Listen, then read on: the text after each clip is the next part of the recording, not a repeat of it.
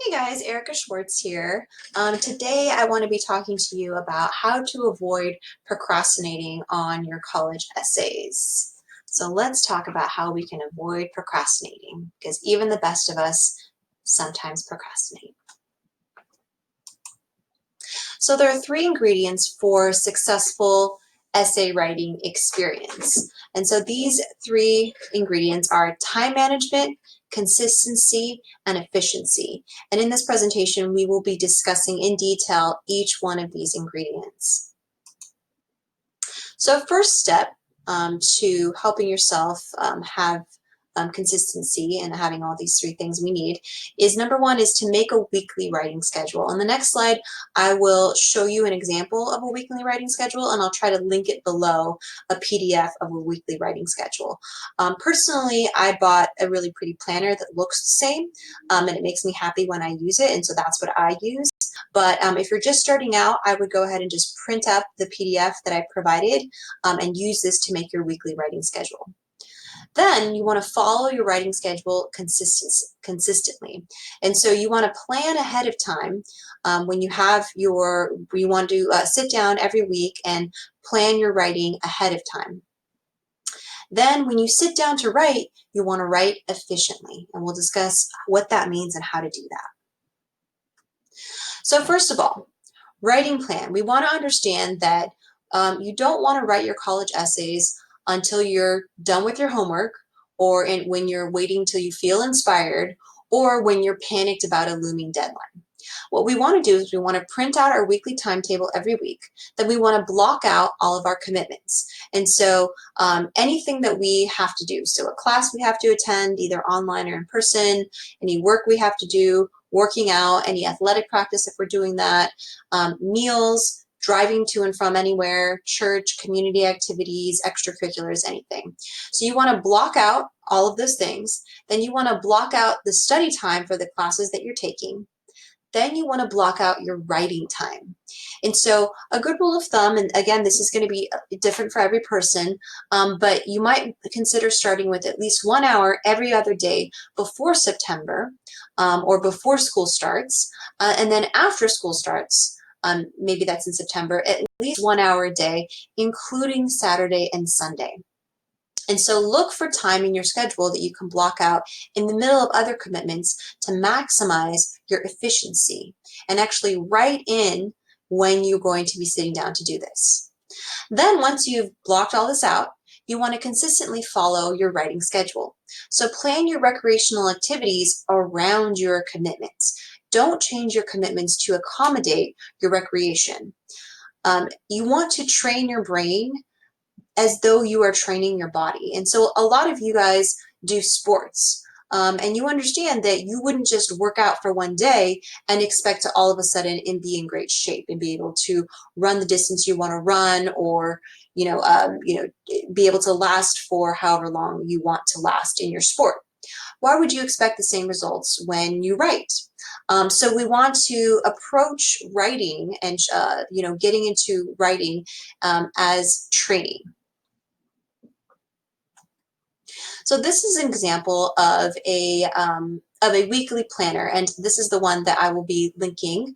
And this is what I recommend starting with. And so as you can see, Monday, Tuesday, Wednesday, all the way the entire week, and then there's 1 hour blocks. And so when you are planning your schedule, you want to take a pencil or a pen and just draw out the block. And so, however you want to do that. So you want to block out the time of all your commitments, and then look and see where can you fit in your writing time and fit that in.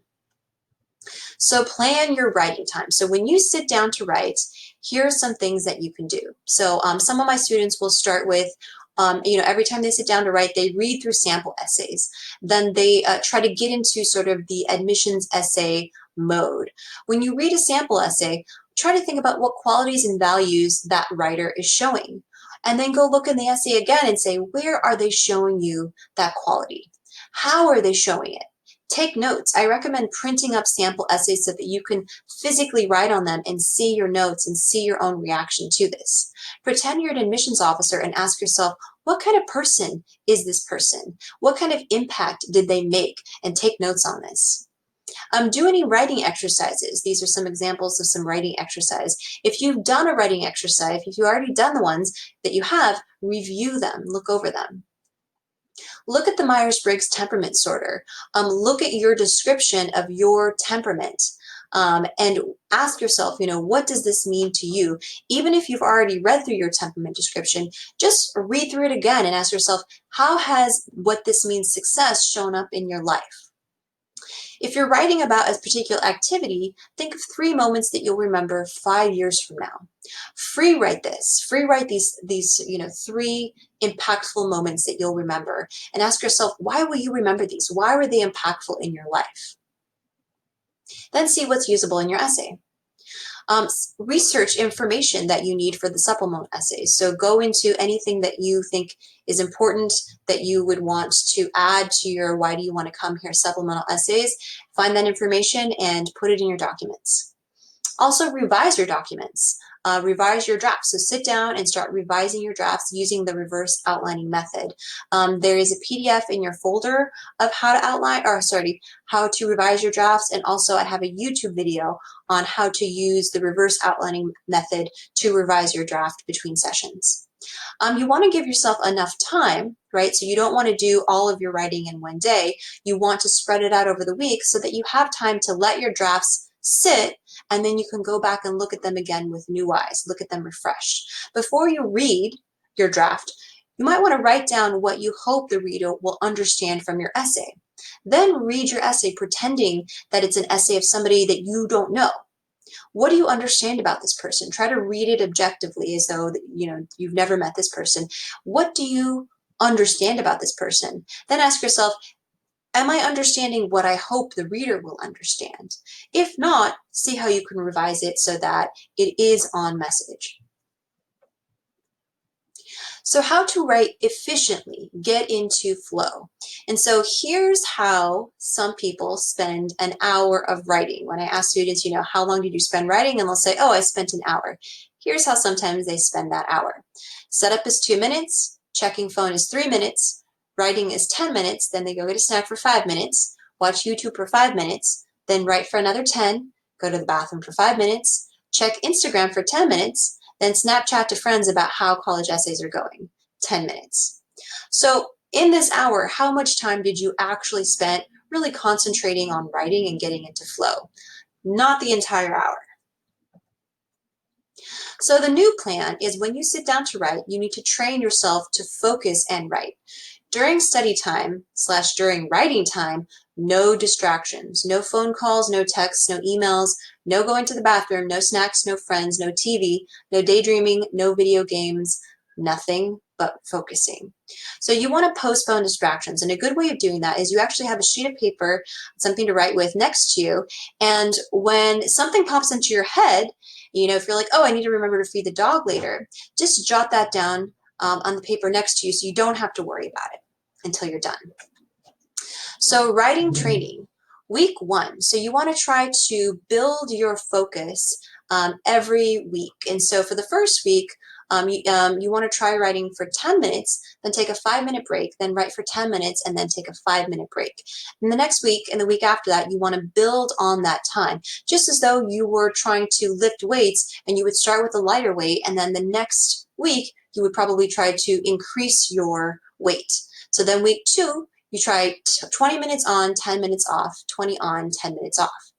And then week 3, you up it, and your goal is to, by a couple weeks in, to be able to write for 50 minutes and take a 10-minute break. So I have a picture of this time cube. I really like the time cube. I like it better than using your phone because the phone is distracting, or using any other timer that makes a noise, because the time cube doesn't make a noise. You just flip it. It has numbers on all the sides. You flip it to the time that you want it to count down to, press it, and then it counts down and then just makes a single beep. So it's not distracting, very innocuous, and very useful. You can buy them on Amazon.